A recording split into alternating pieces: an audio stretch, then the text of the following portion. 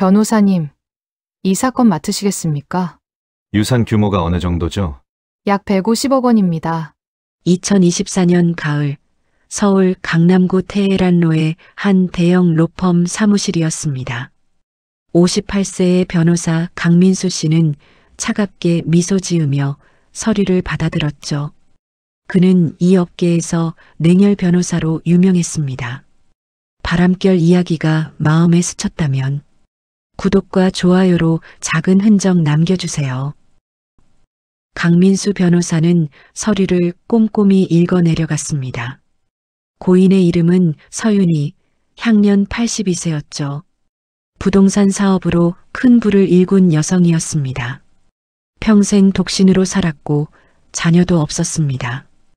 유산은 강남의 빌딩 3채와 아파트 5채, 그리고 현금 30억이었죠.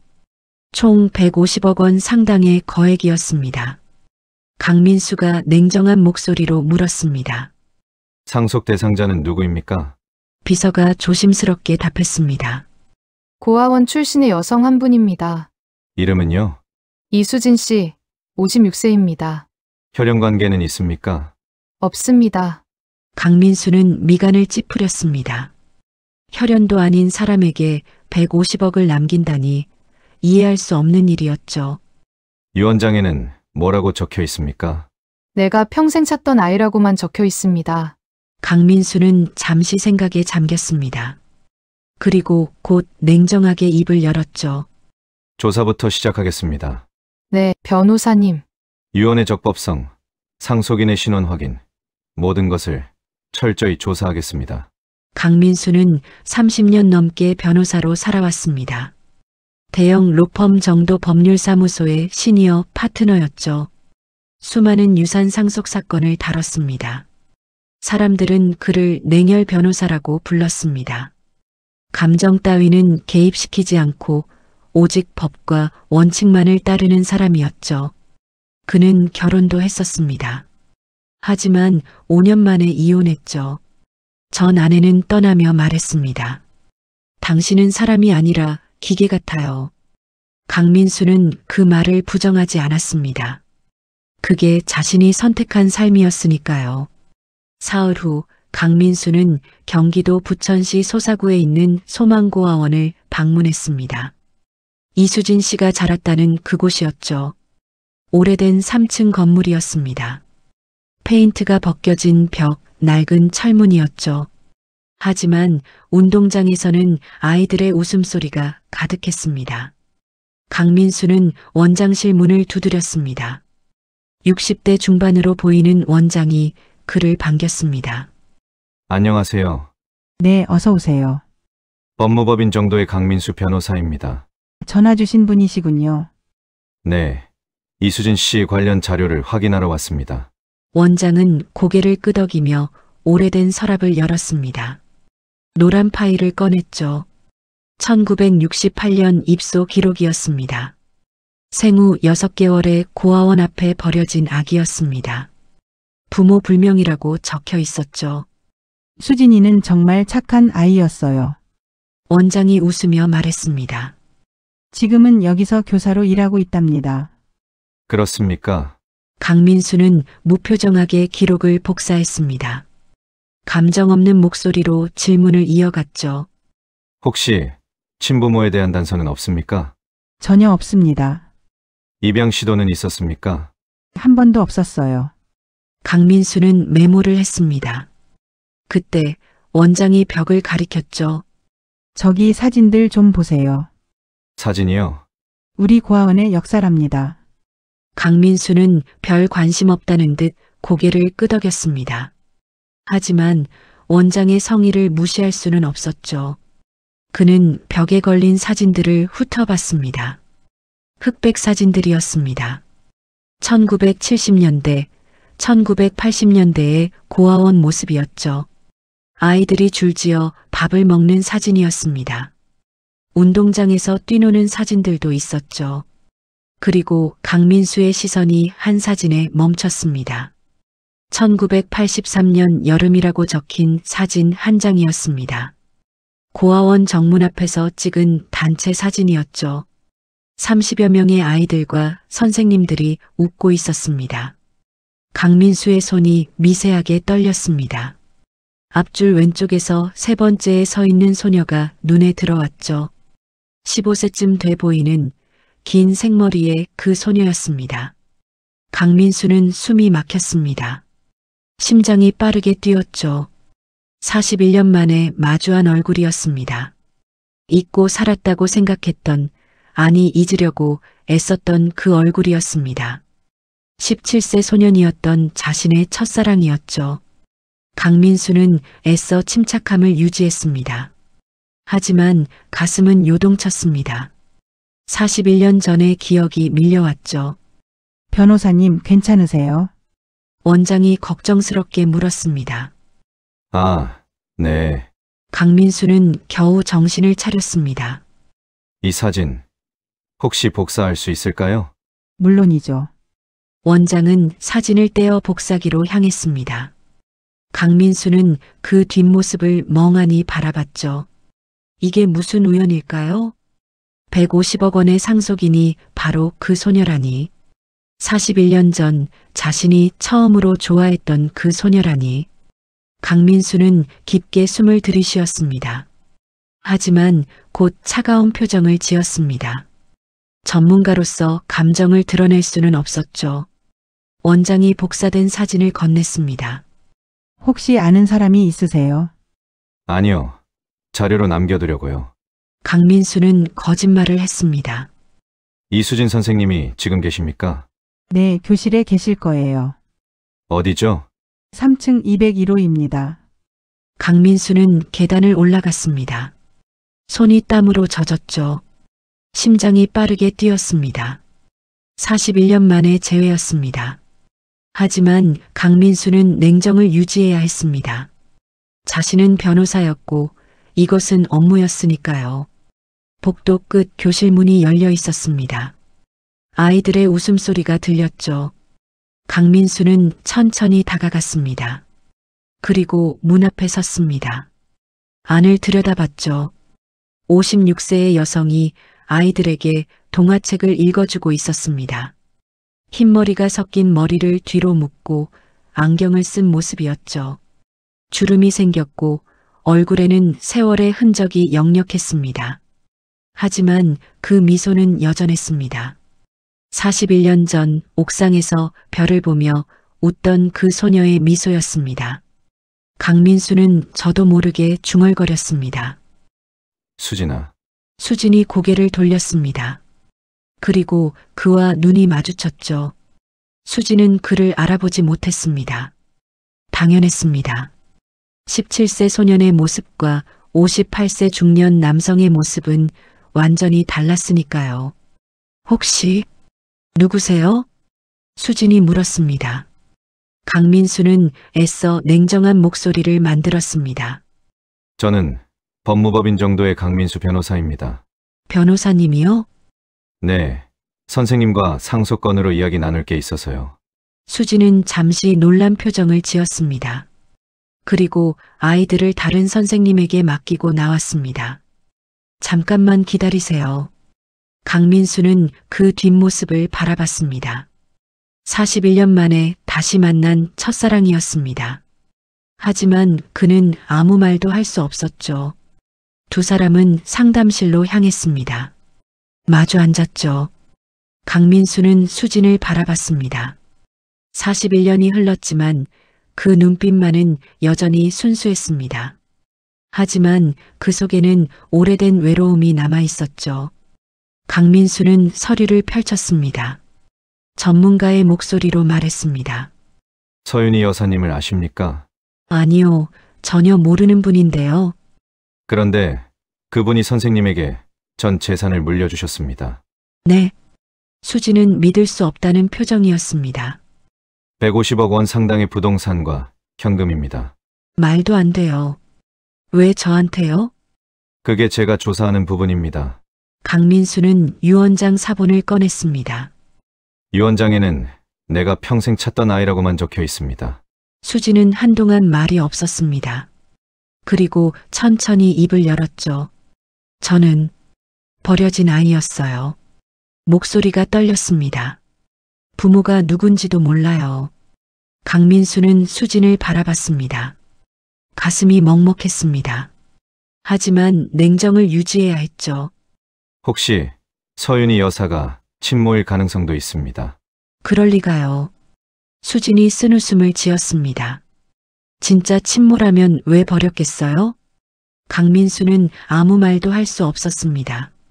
그저 고개를 끄덕일 뿐이었죠. 선생님, 유전자 검사가 필요합니다. 유전자 검사요? 네, 혈연 관계를 확인해야 합니다. 수지는 잠시 망설이다 고개를 끄덕였습니다. 알겠습니다. 언제 하면 되죠? 내일 제 사무실로 와주시겠습니까? 강민수는 명함을 건넸습니다. 수진이 명함을 받으며 물었습니다. 변호사님은 어디 출신이세요? 왜 그러십니까? 아니요, 그냥 어디서 본 것 같아서요.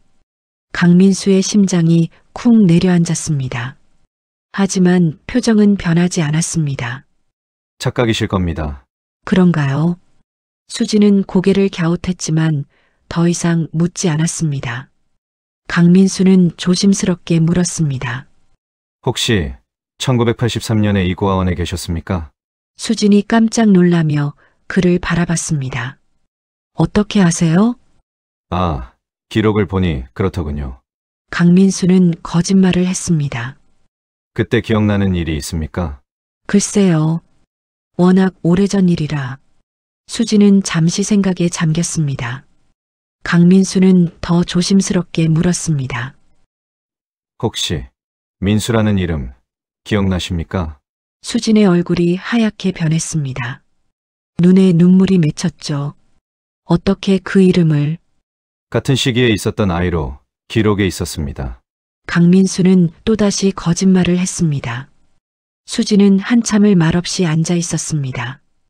그리고 조용히 입을 열었죠. 민수 오빠. 수진의 목소리가 떨렸습니다. 오래전에 알았던 오빠였어요. 그 후로는요? 미국으로 입양 갔어요. 연락이 끊겼죠. 수지는 눈물을 닦았습니다. 아마 잘 살고 있겠죠. 강민수는 아무 말도 할 수 없었습니다.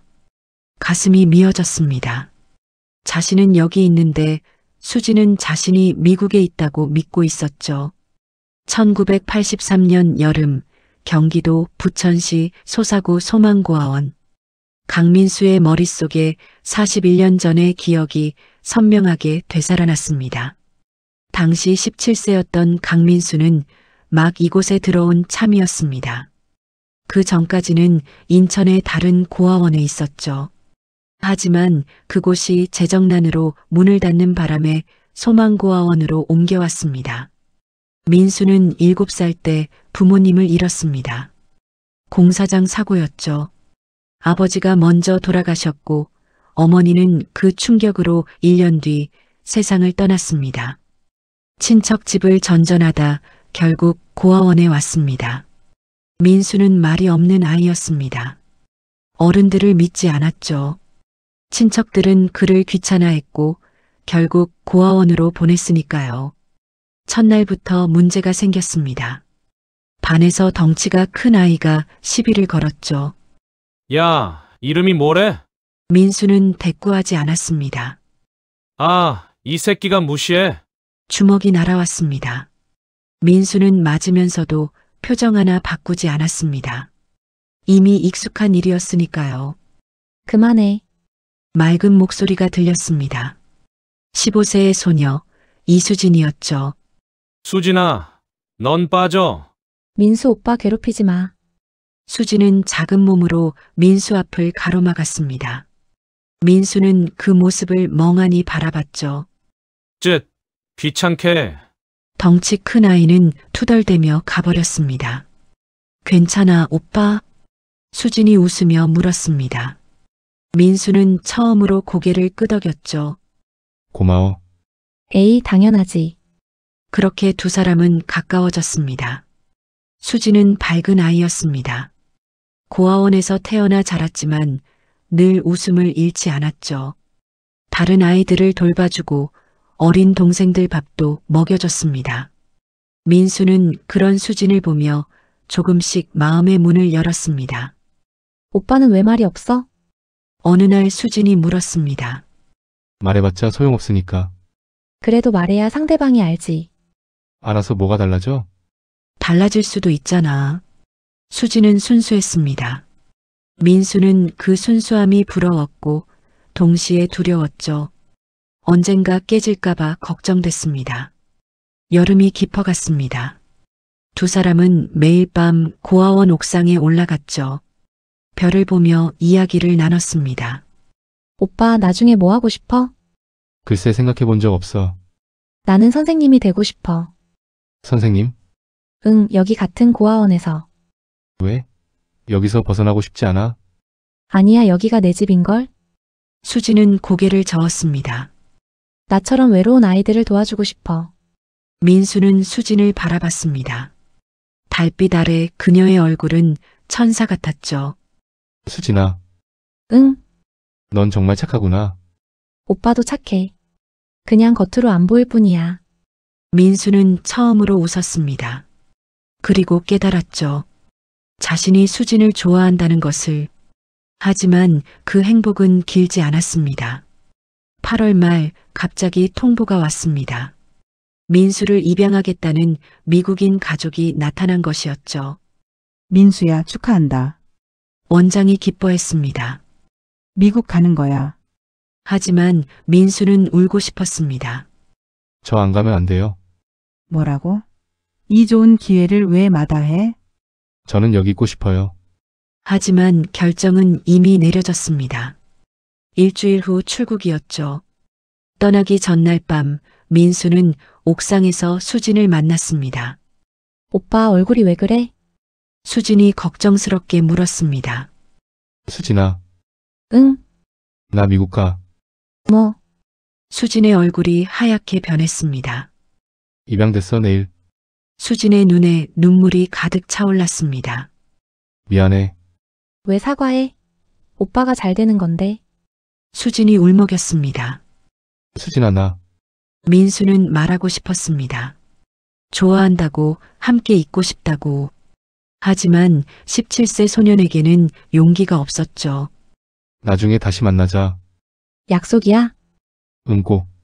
두 사람은 새끼손가락을 걸었습니다. 꼭 다시 와. 꼭. 그리고 다음 날 새벽 민수는 떠났습니다. 수진의 울음소리를 뒤로 한 채였습니다. 하지만 민수는 미국에 가지 못했습니다. 입양 절차 중 문제가 생겼죠. 입양 부모의 재정 문제로 모든 것이 무산됐습니다. 민수는 다시 다른 고아원으로 옮겨졌습니다. 서울 은평구의 한 작은 고아원이었죠. 수진과는 연락이 끊겼습니다. 고아원 규정상 다른 고아원과의 연락이 금지됐습니다. 민수는 수진을 찾으려 했습니다. 하지만 17세 소년이 할 수 있는 일은 없었죠. 그렇게 시간이 흘렀습니다. 민수는 악착같이 공부했습니다. 장학금을 받아 대학에 갔고 고시에 합격했죠. 변호사가 됐고 대형 로펌에 들어갔습니다. 하지만 그 과정에서 그는 변했습니다. 살아남기 위해 차가워져야 했죠. 감정은 약점이었고 냉정함이 무기였습니다. 수진을 잊었다고 생각했습니다. 아니, 잊으려고 애썼죠. 첫사랑 따위는 현실 앞에서 무의미하다고 스스로를 설득했습니다. 현재로 돌아온 강민수는 멍하니 앉아 있었습니다. 수진이 일어나 나가는 뒷모습을 바라봤죠. 41년 만에 다시 만난 첫사랑이었습니다. 하지만 강민수는 아무 말도 할 수 없었습니다. 자신은 변호사였고 이것은 업무였으니까요. 감정을 드러낼 수 없었습니다. 하지만 가슴 한편이 무너져 내리는 것 같았습니다. 41년 동안 쌓아 올린 냉정함이 흔들리고 있었죠. 강민수는 깊게 숨을 들이쉬었습니다. 그리고 서류를 정리했습니다. 다음 주에 DNA 검사 결과가 나올 것입니다. 그때까지는 전문가로 남아야 했습니다. 하지만 강민수는 알고 있었습니다. 자신의 마음이 이미 흔들리기 시작했다는 것을. 일주일 후 강민수의 사무실이었습니다. 수진이 찾아왔죠. DNA 검사 결과를 받으러 온 것이었습니다. 강민수는 봉투를 들고 있었습니다. 손이 떨렸죠. 검사 결과는 이미 확인했습니다. 친자 확률 99.9%였습니다. 서윤이와 이수진은 생물학적 모녀가 맞았죠. 앉으세요. 강민수가 말했습니다.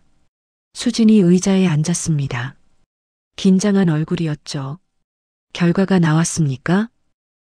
네. 강민수는 봉투를 건넸습니다. 수진이 떨리는 손으로 받았죠. 봉투를 뜯었습니다. 그리고 눈이 커졌죠.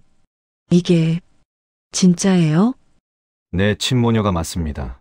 수진은 한참을 말없이 앉아 있었습니다. 눈물이 뚝뚝 떨어졌죠. 그럼 그분이 정말 제 엄마였던 거예요? 그렇습니다. 왜 버린 거죠? 수진의 목소리가 떨렸습니다. 강민수는 아무 말도 할 수 없었습니다. 그저 조용히 다음 서류를 꺼냈죠. 서윤이 여사의 개인 기록입니다. 1968년 당시 미혼모였습니다. 강민수가 천천히 설명했습니다. 당시 사회 분위기상 혼자 키울 수 없었던 것 같습니다. 그래도 어떻게? 수진은 고개를 떨궜습니다. 강민수의 가슴이 아팠습니다. 수진의 고통이 그대로 전해졌죠. 하지만 변호사로서 냉정을 유지해야 했습니다. 더 조사가 필요합니다. 무슨 조사요? 서윤이 여사의 유품을 확인해야 합니다. 어디 있는데요? 강남구 청담동 자택입니다. 강민수가 열쇠를 꺼냈습니다. 함께 가시겠습니까? 수진은 잠시 망설이다 고개를 끄덕였습니다. 두 사람은 택시를 타고 청담동으로 향했습니다. 고급 주택가였죠. 3층짜리 단독주택이 나타났습니다. 강민수가 문을 열었습니다. 안은 깨끗했습니다.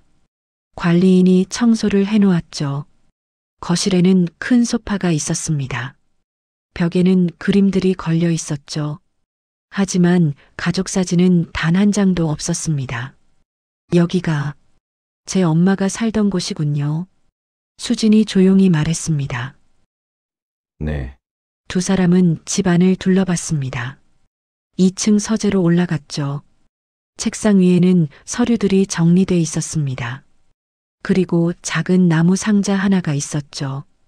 강민수가 상자를 열었습니다. 안에는 오래된 일기장이 들어 있었습니다. 일기장이네요. 읽어봐도 될까요? 수진이 조심스럽게 물었습니다. 유산 상속인이니 당연히 읽을 권리가 있습니다. 수진은 일기장을 꺼냈습니다. 첫 페이지를 펼쳤죠. 1968년 6월 15일. 오늘 딸을 낳았다. 하지만 안을 수가 없었다. 세상이 나를 용서하지 않을 것이다. 미혼모라는 이유로. 수진의 손이 떨렸습니다. 페이지를 넘겼죠. 1968년 11월 20일. 오늘 딸을 고아원에 맡겼다. 생후 6개월. 차라리 죽는 게 나을 것 같다. 하지만 아이는 살아야 한다. 내가 키우는 것보다 고아원이 나을 것이다. 수진의 눈에서 눈물이 흘러내렸습니다. 1970년 1월 1일. 새해가 밝았다. 딸은 잘 자라고 있을까? 보고 싶다. 하지만 볼 수 없다. 이미 선택한 길이다. 수진은 일기를 읽으며 계속 울었습니다.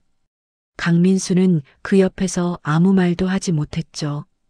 일기는 계속됐습니다. 서윤이는 평생 딸을 그리워했습니다. 부동산 사업으로 돈을 벌었습니다. 딸에게 물려주기 위해서였습니다.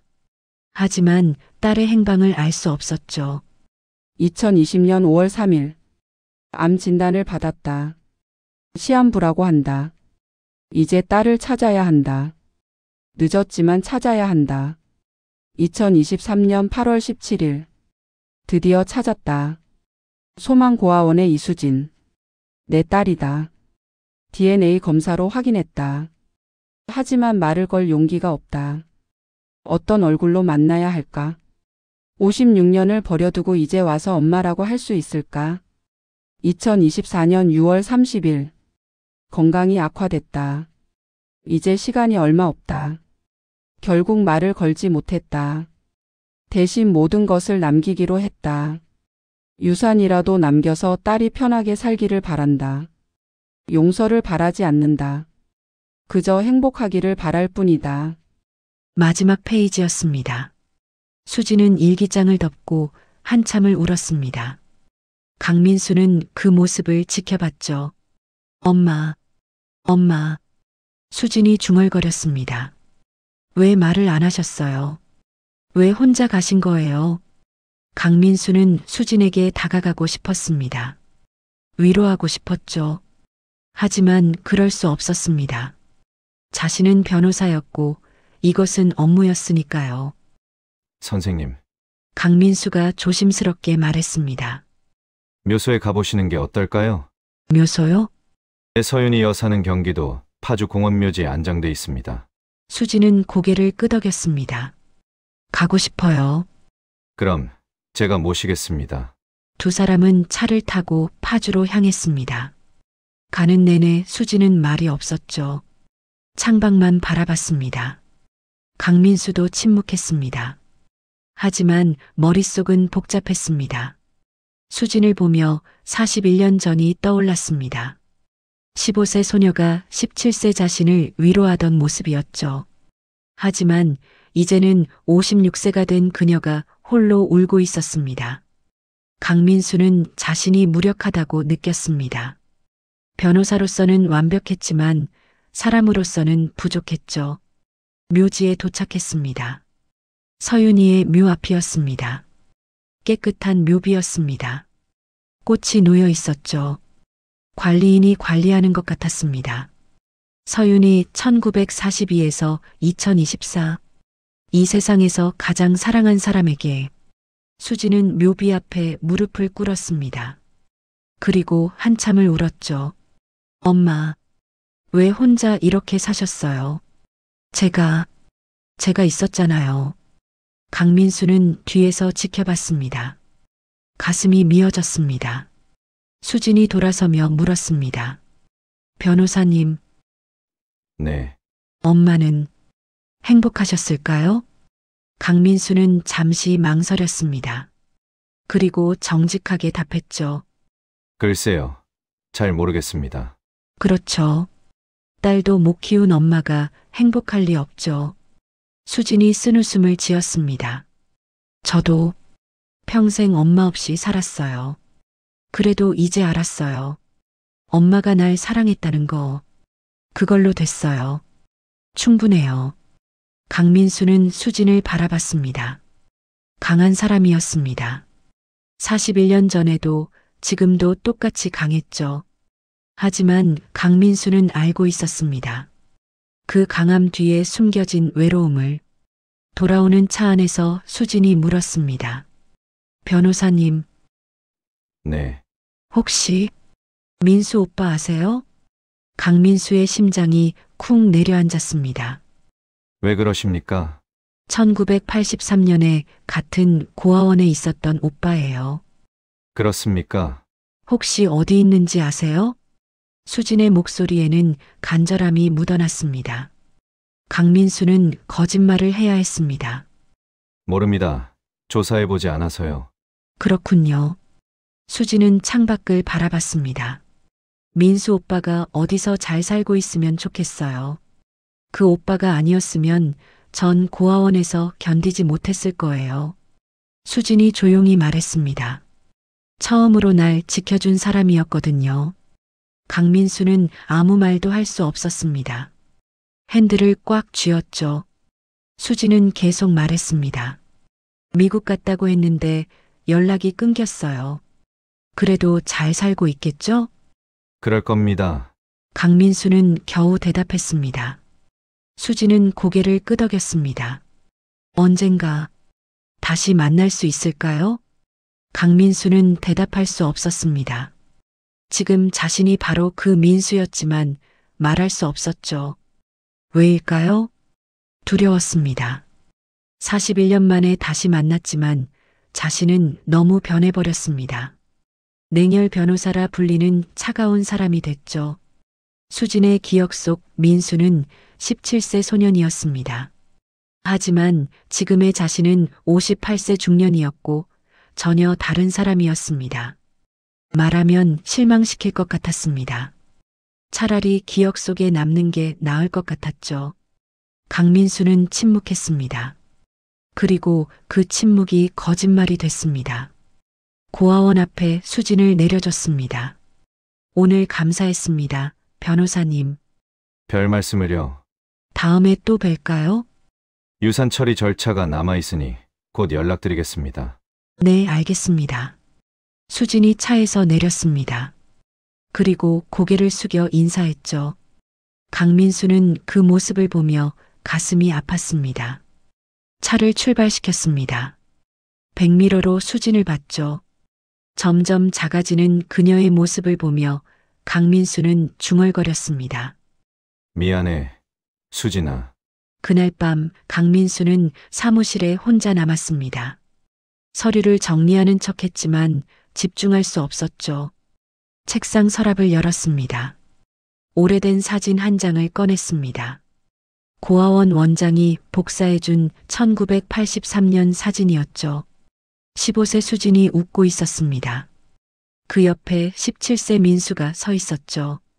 어색하게 웃는 표정이었습니다. 강민수는 사진을 오래 바라봤습니다. 41년이 흘렀습니다. 자신은 변호사가 됐고 수진은 고아원 교사가 됐습니다. 두 사람 다 각자의 길을 걸었죠. 하지만 왜일까요? 마음 한편이 공허했습니다. 성공했습니다. 돈도 벌었고 명예도 얻었습니다. 하지만 행복하지 않았죠. 강민수는 문득 깨달았습니다. 자신이 평생 놓친 것이 무엇인지 사랑이었습니다. 진심이었습니다. 사람이었습니다. 수지는 41년 동안 고아원에서 아이들을 돌봤습니다. 돈도 없었고 명예도 없었죠. 하지만 그녀는 행복해 보였습니다. 강민수는 자신이 부끄러웠습니다. 핸드폰이 울렸습니다. 후배 변호사였죠. 선배님, 내일 재판 준비 다 됐습니다. 그래. 수고했네. 이번 사건도 이기실 거예요. 그래야지. 강민수는 전화를 끊었습니다. 이기는 것. 자신의 인생은 늘 이기는 것이었습니다. 하지만 정작 중요한 것은 다 잃어버렸죠. 강민수는 사진을 다시 서랍에 넣었습니다. 그리고 조용히 중얼거렸습니다. 수진아, 나를 용서할 수 있을까? 대답은 없었습니다.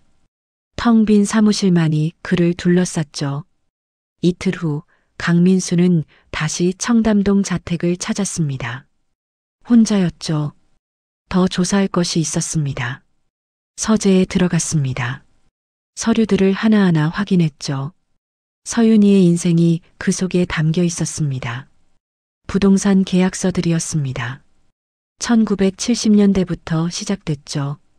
작은 땅 하나를 사는 것부터였습니다. 그리고 점점 늘어났습니다. 건물을 사고 아파트를 샀습니다. 80년대에는 사업이 커졌죠. 강민수는 계약서 날짜들을 봤습니다. 모두 딸의 생일 즈음이었습니다. 6월 15일 전후였죠.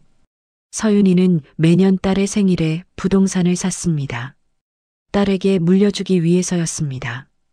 강민수의 가슴이 먹먹했습니다. 서랍을 더 뒤졌습니다. 숨겨진 칸이 하나 있었죠. 작은 상자가 나왔습니다. 열어봤습니다. 오래된 사진들이 있었습니다. 흑백 사진이었습니다. 1968년으로 추정됐죠. 젊은 서윤이가 아기를 안고 있었습니다. 뒷면에 글씨가 있었습니다. 1968년 6월 15일.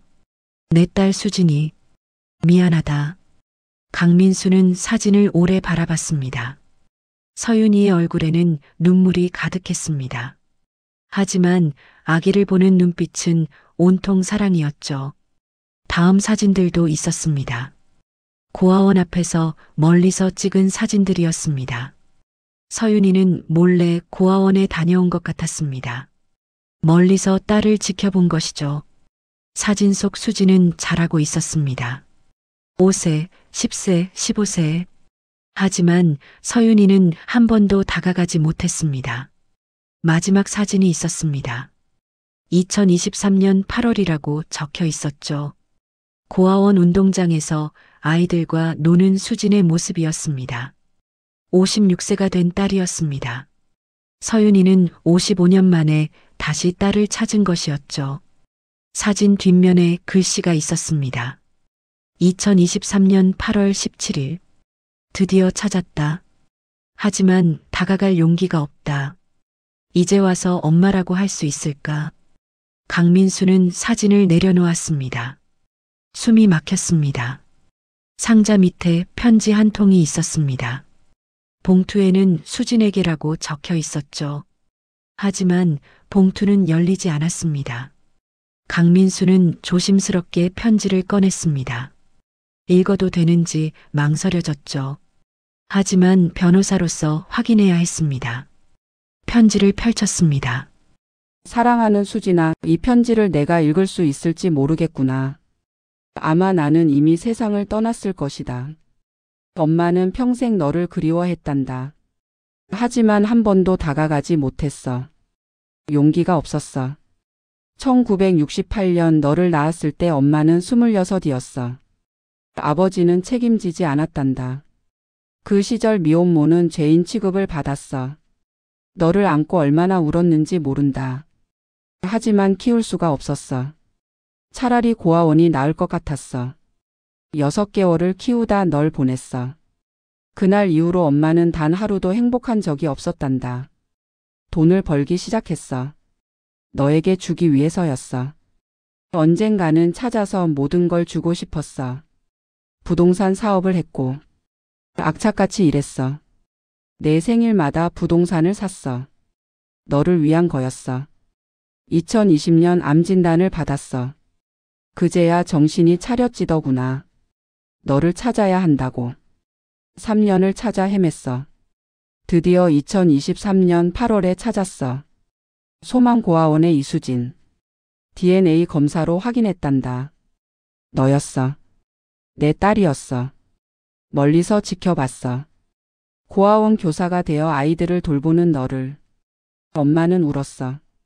내가 너무 착해서. 하지만 다가갈 수가 없었어. 55년을 버려두고 이제 와서 뭐라고 말할까? 미안하다는 말로 될까? 사랑한다는 말로 용서받을 수 있을까? 그래서 이 편지를 쓴다. 내가 읽을지 모르지만. 수진아. 엄마는 평생 너만 생각했어. 단 하루도 잊은 적이 없어. 이 집도 이 돈도 모두 내 것이야. 엄마가 줄 수 있는 전부야. 용서를 바라지 않아. 그냥 행복하게 살아줘. 그게 엄마의 유일한 소원이야. 사랑한다. 평생 사랑했어. 엄마가. 강민수는 편지를 다 읽고 한참을 앉아 있었습니다. 눈시울이 붉어졌죠. 평생을 혼자 살았던 여인이었습니다. 딸 하나만 생각하며 돈을 벌었던 사람이었죠. 하지만 끝내 다가가지 못했습니다. 강민수는 수진에게 이 편지를 전해야 한다고 생각했습니다. 그리고 다시 상자를 뒤졌죠. 그때였습니다. 상자 밑바닥에 또 다른 서류가 있었습니다. 출생증명서였습니다. 1966년 6월 15일이라고 적혀 있었죠. 강민수는 이상했습니다. 수진의 생일은 1968년 6월 15일이었습니다. 2년 차이가 났죠. 서류를 자세히 봤습니다. 그리고 얼어붙었습니다. 쌍둥이였습니다. 남아 1명, 여아 1명이었죠. 강민수의 손이 떨렸습니다. 숨이 막혔습니다. 다른 서류를 찾았습니다. 메모가 있었죠. 서윤이의 필체였습니다. 1966년 6월 15일. 쌍둥이 출생. 남아 강민수 아버지 성사영. 여아 이수진 가명. 1968년 11월. 두 아이 모두 고아원 보냄. 각각 다른 고아원. 인천 소망고아원 마이너스 남아. 부천 소망고아원 마이너스 여아. 출생연도 다르게 기록. 남아 1966년. 여아 1968년. 이유 쌍둥이인 줄 모르게 하기 위해 1983년 8월 인천 소망고아원 폐쇄, 남아 부천 소망고아원 전학 같은 곳에 있게 됨.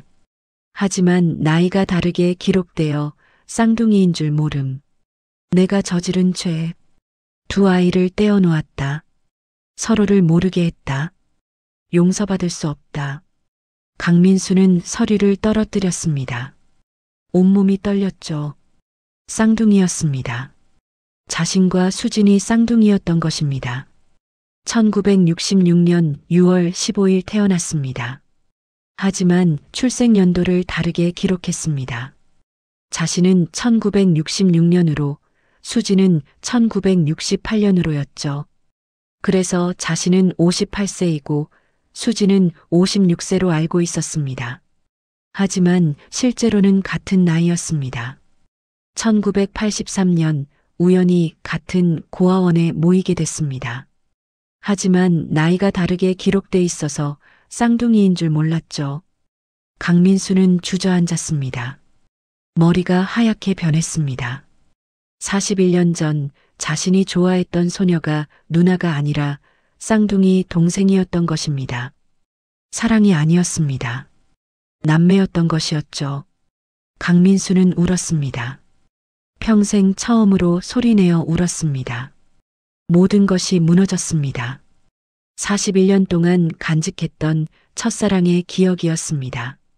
하지만 그것은 남매 간의 애정이었던 것이죠. 강민수는 한참을 울었습니다. 그리고 다시 생각했습니다. 수지는 이 사실을 알까요?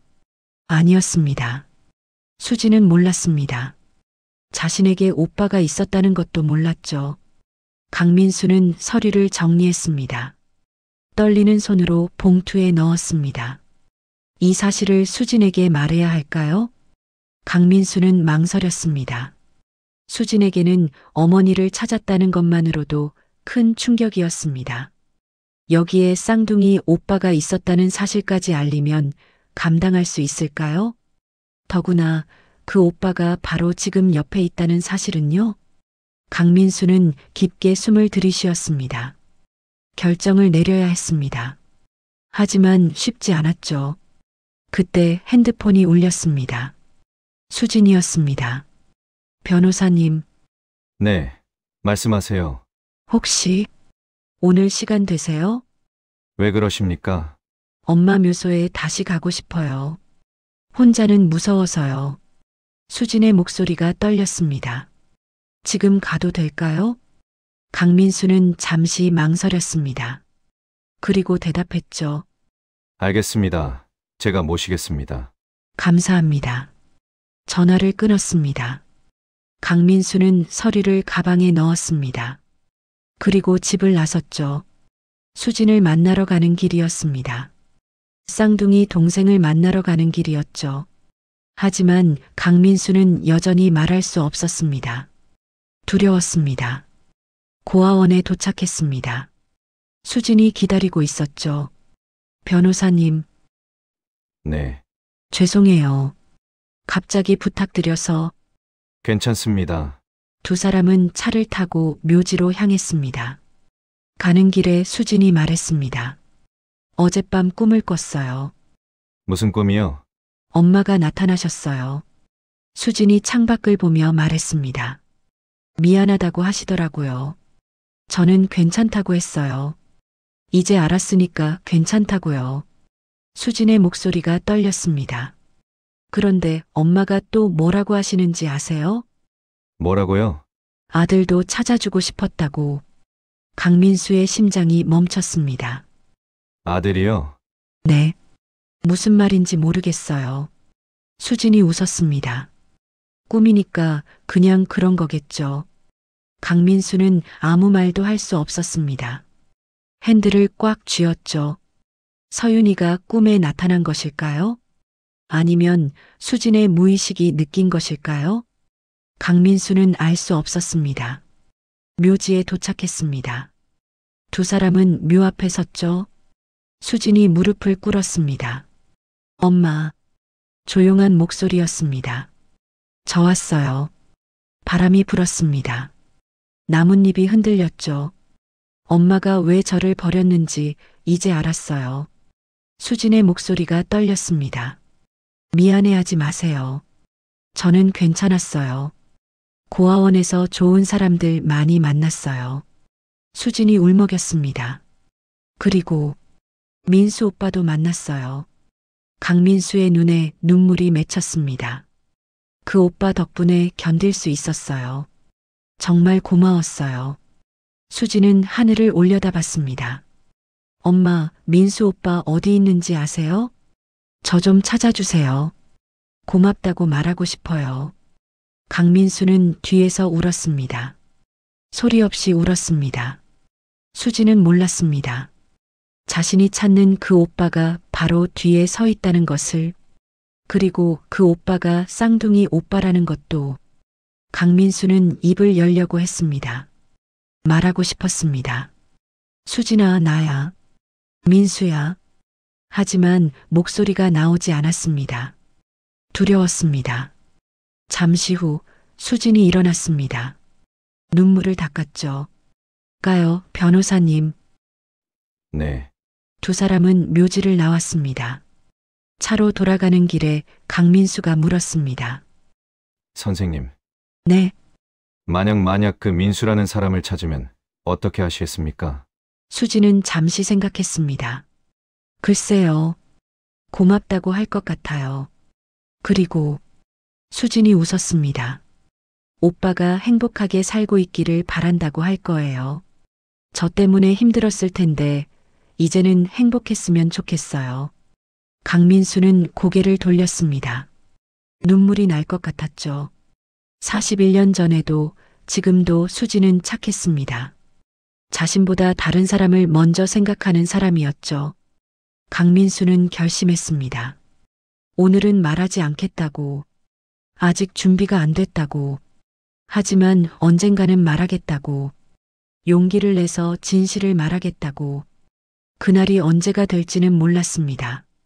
하지만 반드시 말하겠다고 다짐했죠. 일주일이 지났습니다. 강민수는 사무실에서 유산 상속 서류를 정리하고 있었습니다. 법적으로는 모든 절차가 완료됐죠. 이제 수진에게 150억 원이 넘어갈 일만 남았습니다. 하지만 강민수는 서류를 들여다보며 고민에 빠졌습니다.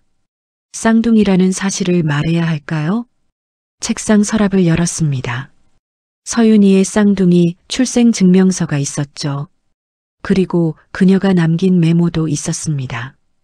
강민수는 다시 한번 읽어봤습니다. 나는 두 아이에게 죄를 지었다. 쌍둥이로 태어났지만 따로 보냈다. 서로를 모르게 했다. 1983년 8월 우연히 알게 됐다. 두 아이가 같은 고아원에 있다는 것을. 하지만 나이가 다르게 기록돼 있어서 아이들은 서로가 쌍둥이인 줄 몰랐다. 가서 말해줄까 생각했다. 하지만 용기가 없었다. 어떻게 말할까? 너희는 쌍둥이고 나는 너희 엄마라고. 그래서 그냥 지켜만 봤다. 두 아이가 친해지는 걸 멀리서 봤다. 남매가 우정으로 만나는 걸 봤다. 그리고 남자아이가 떠났다. 미국 입양이라고 들었다. 하지만 무산됐다고 나중에 알았다. 찾을 수 없었다. 남자아이는 어디론가 사라졌다. 딸만 남았다. 아들은 잃었다. 이것도 내 죄다. 강민수는 메모를 내려놓았습니다. 서윤이는 알고 있었습니다.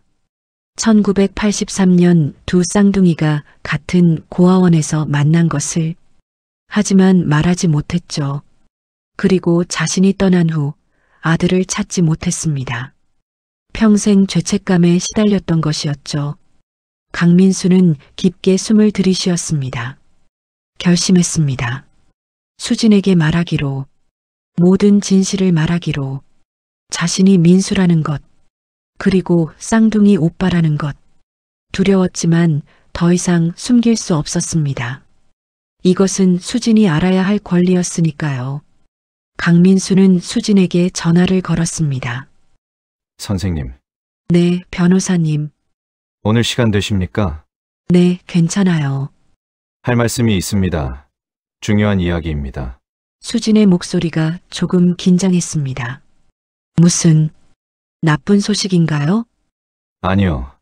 나쁜 소식은 아닙니다. 다만 꼭 직접 만나서 말씀드려야 할 것 같습니다. 알겠습니다. 어디서 만날까요? 강민수는 잠시 생각했습니다. 어머님 묘소에서 만나는 게 어떨까요? 묘소요? 네, 거기서 말씀드리는 게 좋을 것 같습니다. 알겠습니다. 2시간 후 파주 공원묘지였습니다. 강민수가 먼저 도착했죠. 서윤이의 묘 앞에 섰습니다. 묘비를 바라봤습니다. 어머니, 강민수는 처음으로 그렇게 불렀습니다. 오늘 수진에게 모든 걸 말하려고 합니다. 제가 아들이라는 것을요. 그리고 쌍둥이라는 것도요. 바람이 불었습니다. 나뭇잎이 흔들렸죠. 두렵습니다. 강민수의 목소리가 떨렸습니다. 수진이가 저를 받아들일지 모르겠습니다. 41년 동안 숨겼으니까요. 하지만 더 이상 숨길 수 없습니다. 강민수는 묘비에 손을 얹었습니다. 어머니도 그러셨죠? 말하고 싶었지만 못하셨죠. 저는 어머니처럼 후회하고 싶지 않습니다. 그때 뒤에서 목소리가 들렸습니다. 변호사님, 수진이었습니다. 강민수는 돌아섰죠. 오셨습니까? 네. 수진이 묘 앞으로 다가왔습니다. 꽃을 놓았죠. 엄마, 저 왔어요. 조용한 목소리였습니다. 강민수는 수진을 바라봤습니다. 이제 말해야 했습니다. 선생님, 네. 앉으시겠습니까? 네. 두 사람은 묘 앞 벤치에 앉았습니다. 강민수는 가방에서 서류 봉투를 꺼냈습니다. 손이 떨렸죠. 선생님께 드릴 게 있습니다. 뭔가요? 어머님께서 남기신 편지입니다. 수진의 눈이 커졌습니다. 편지요? 네. 강민수는 봉투를 건넸습니다. 수진이 떨리는 손으로 받았죠. 봉투를 열었습니다. 편지를 꺼냈습니다. 읽기 시작했습니다. 사랑하는 수진아. 수진의 눈에 눈물이 고였습니다. 한 줄 한 줄 읽어 내려갔죠. 엄마는 평생 너를 그리워했단다. 수진은 울면서 편지를 읽었습니다. 마지막 줄까지 다 읽었습니다. 사랑한다. 평생 사랑했어. 엄마가. 수진은 편지를 가슴에 안았습니다. 한참을 울었죠. 강민수는 옆에서 기다렸습니다. 수진이 눈물을 닦으며 물었습니다. 이걸 어디서 찾으신 거예요? 어머님 서재에 있었습니다. 그렇군요. 수진이 편지를 다시 봤습니다. 엄마가 정말 날 사랑했구나. 네. 강민수가 조용히 답했습니다. 수진은 잠시 침묵했습니다. 그리고 물었죠. 변호사님, 네. 혹시 다른 것도 찾으셨나요? 강민수의 심장이 빨라졌습니다. 무슨 말씀이신지? 그냥 느낌이 그래요. 수진이 강민수를 바라봤습니다. 변호사님이 뭔가 더 아시는 것 같아요. 강민수는 잠시 망설였습니다. 그리고 고개를 끄덕였죠. 네, 있습니다. 뭔가요? 강민수는 가방에서 또 다른 서류를 꺼냈습니다. 출생증명서였습니다. 이것을 보십시오. 수진이 서류를 받았습니다. 읽기 시작했죠. 그리고 얼어붙었습니다. 이게 쌍둥이, 네. 남아 1명, 여아 1명. 네. 수진은 서류를 떨리는 손으로 들고 있었습니다. 그럼 저한테 오빠가 있었다는 거예요? 네. 수진의 눈에서 눈물이 흘러내렸습니다. 어디 있어요? 우리 오빠. 강민수는 대답할 수 없었습니다. 목이 메었죠. 변호사님, 우리 오빠 어디 있는지 아세요? 수진이 간절하게 물었습니다. 찾아주세요. 제발. 강민수는 눈을 감았습니다. 그리고 천천히 입을 열었죠. 선생님, 네. 혹시 1983년을 기억하십니까? 수지는 고개를 끄덕였습니다. 네. 그때 민수 오빠를 만났어요. 그 민수라는 사람, 강민수의 목소리가 떨렸습니다. 미국에 가지 못했습니다. 네. 입양이 무산됐습니다. 다른 고아원으로 옮겨졌죠. 수진의 눈이 커졌습니다. 그럼 미국에 안 간 거예요? 네, 어디 있어요? 강민수는 수진을 바라봤습니다. 41년 만에 마주한 쌍둥이 동생이었습니다. 깊게 숨을 들이쉬었습니다. 그리고 말했죠. 선생님, 네. 저 목소리가 나오지 않았습니다. 하지만 해야 했습니다. 저는 강민수입니다. 수지는 잠시 멍하니 앉아 있었습니다. 네, 알아요. 변호사님 성함이. 아니요, 강민수가 수진의 손을 잡았습니다. 저는 1983년 그 강민수입니다. 수진의 몸이 굳었습니다. 뭐라고요? 41년 전 소망고아원에 있던 그 민수입니다. 수진의 얼굴이 하얗게 변했습니다. 무슨 말씀이세요? 죄송합니다. 수진아, 강민수의 눈에서 눈물이 흘러내렸습니다. 나야, 민수 오빠. 수진은 강민수를 빤히 바라봤습니다. 믿을 수 없다는 표정이었죠. 아니에요. 민수 오빠는 17살이었어요. 변호사님은 나도 이제 58살이야. 강민수가 울먹이며 말했습니다. 41년이 지났어. 우리 둘 다 늙었어. 수지는 강민수의 얼굴을 자세히 봤습니다. 주름진 얼굴이었습니다. 하지만 눈빛은 여전했죠. 오빠? 수진의 목소리가 떨렸습니다. 정말 민수 오빠예요? 응, 나야. 강민수가 고개를 끄덕였습니다. 수지는 한참을 강민수를 바라보다가 갑자기 그를 껴안았습니다. 오빠. 그리고 목 놓아 울었습니다. 강민수도 수진을 껴안고 울었습니다. 41년 만에 재회였습니다. 미안해, 수진아. 왜 말 안 하셨어요? 두려웠어. 너한테 실망시킬까봐. 무슨 소리예요? 수진이 강민수를 밀어내며 눈물로 얼룩진 얼굴로 바라봤습니다. 제가 얼마나 오빠 찾고 싶었는데. 미안해. 41년 동안 어디 있었어요? 여기저기 고아원 옮겨 다니다가 대학 가고 변호사 됐어. 수지는 강민수의 얼굴을 만졌습니다. 정말 민수 오빠 맞아요? 응, 많이 변했어요. 너도. 두 사람은 울고 웃었습니다. 잠시 후 수진이 물었습니다. 그런데 왜 처음부터 말 안 하셨어요? 강민수는 잠시 망설였습니다. 그리고 결심했죠. 이왕 말한 거 모든 걸 말하기로. 수진아, 네, 사실 한 가지 더 말할 게 있어. 뭔데요? 강민수는 출생증명서를 다시 가리켰습니다. 이거 봐. 쌍둥이요? 응. 수지는 서류를 다시 봤습니다. 1966년 6월 15일. 남아 강민수, 여아 이수진. 그리고 멈췄습니다. 잠깐만요.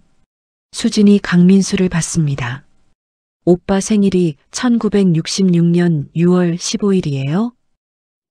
응, 저도 6월 15일인데요. 알아. 하지만 저는 1968년생이잖아요. 강민수가 고개를 저었습니다. 아니야. 네, 너도 1966년생이야. 나랑 같은 날 태어났어. 수지는 멍하니 강민수를 바라봤습니다.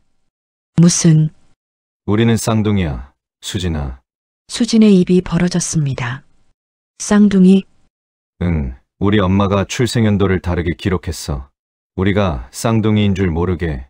그럼 1983년에 수진의 목소리가 떨렸습니다.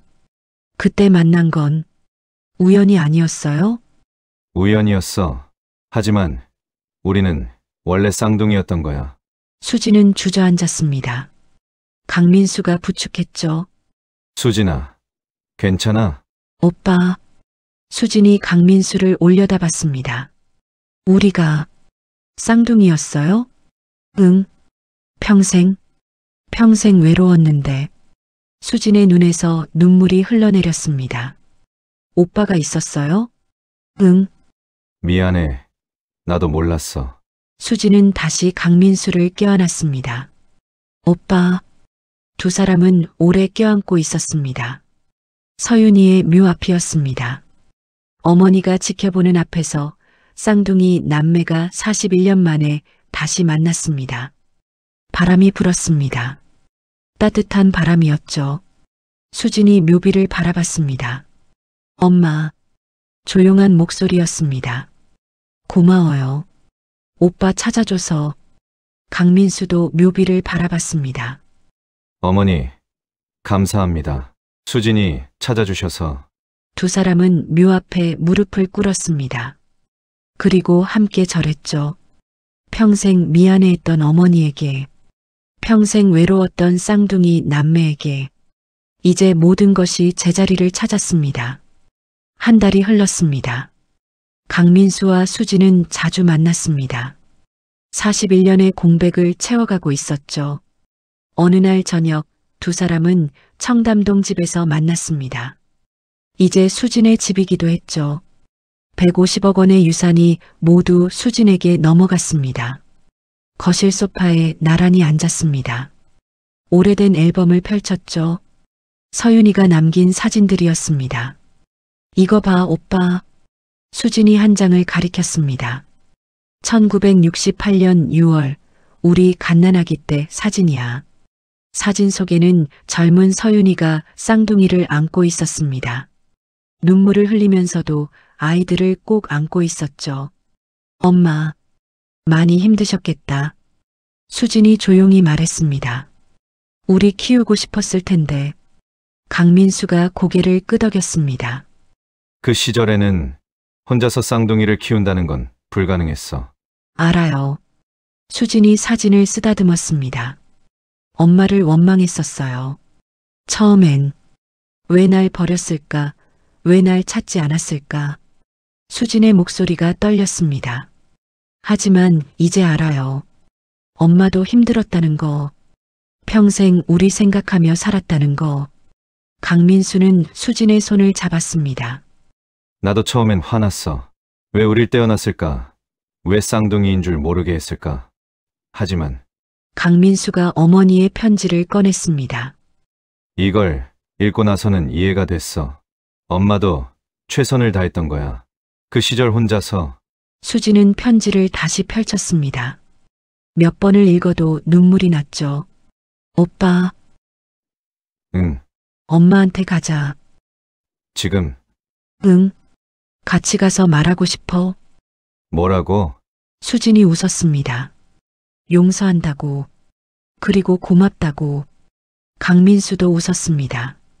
좋아, 가자. 두 사람은 차를 타고 파주로 향했습니다.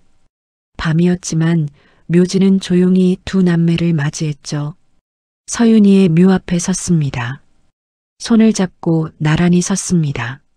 수진이 먼저 입을 열었습니다. 엄마. 조용한 목소리였습니다. 저희 왔어요. 민수 오빠랑 같이요. 강민수가 이어서 말했습니다. 어머니, 저희 둘 다 잘 있습니다. 수진이 계속 말했습니다. 엄마, 처음엔 많이 울었어요. 왜 저를 버렸냐고, 왜 오빠랑 떼어놨냐고. 하지만 이제 알아요. 수진의 목소리가 떨렸습니다.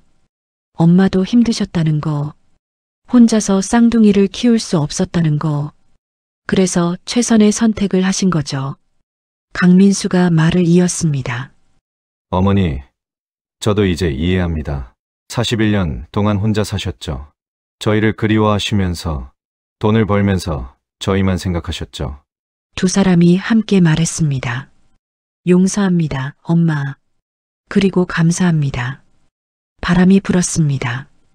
따뜻한 가을바람이었죠. 수진이 무릎을 꿇고 절했습니다. 강민수도 함께 절했죠. 한참을 그렇게 있다가 수진이 일어나며 말했습니다. 엄마, 약속할게요. 이 돈 잘 쓸게요. 저희만 위한 게 아니라 다른 아이들 위해서도요. 강민수가 고개를 끄덕였습니다. 네, 어머니, 저도 돕겠습니다. 어머니가 하시지 못한 일들을 저희가 하겠습니다. 두 사람은 손을 잡고 묘지를 나왔습니다. 차 안에서 수진이 물었습니다. 오빠, 변호사 계속 하실 거예요? 강민수는 잠시 생각했습니다. 아니, 네. 그만둘 거야. 수진이 놀란 표정으로 물었습니다. 왜요? 잘하시잖아요. 잘하는 것과 행복한 건 다르더라. 강민수가 씁쓸하게 웃었습니다. 30년 넘게 변호사했어.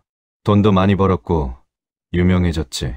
하지만 행복하지 않았어. 이혼도 했고 친구도 없었어.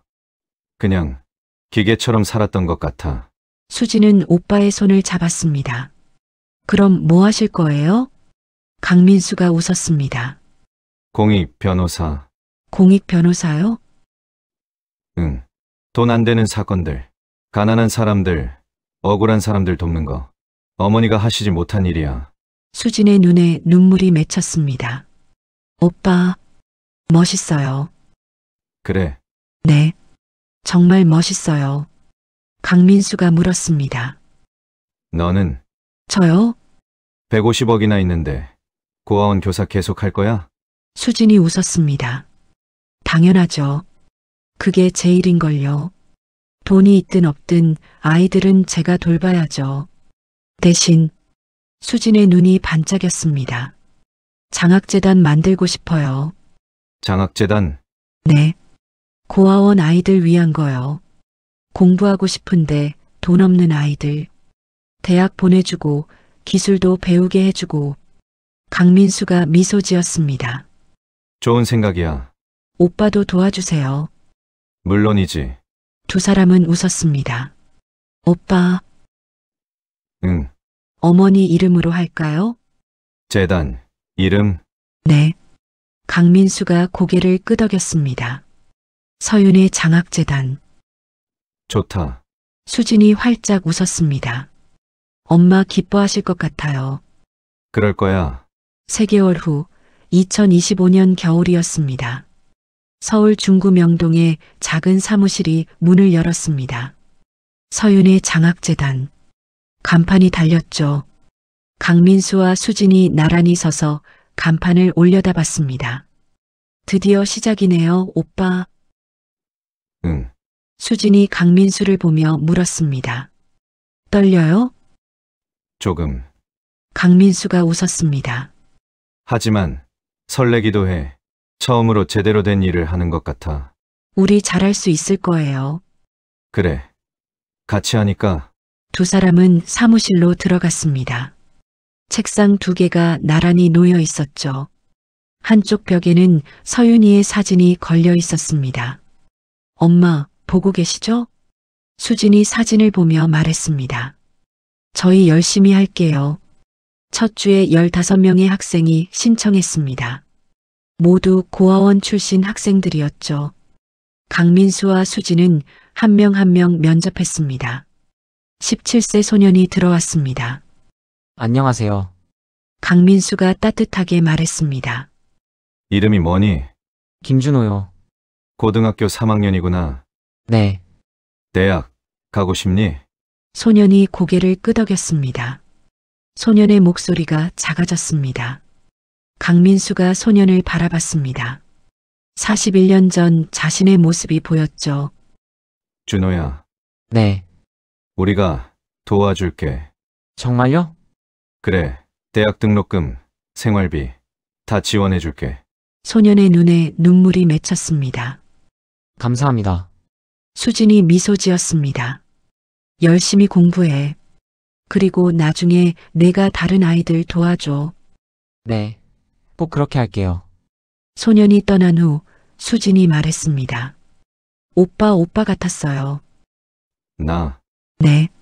41년 전 오빠 모습이 보였어요. 강민수가 웃었습니다. 나도 그랬어. 그래서 더 돕고 싶었어. 일은 바빴습니다. 하지만 행복했죠. 강민수는 낮에는 재단 일을 하고 저녁에는 공익 변호 일을 했습니다.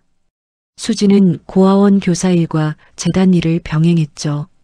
두 사람은 일주일에 한 번씩 만나 저녁을 먹었습니다.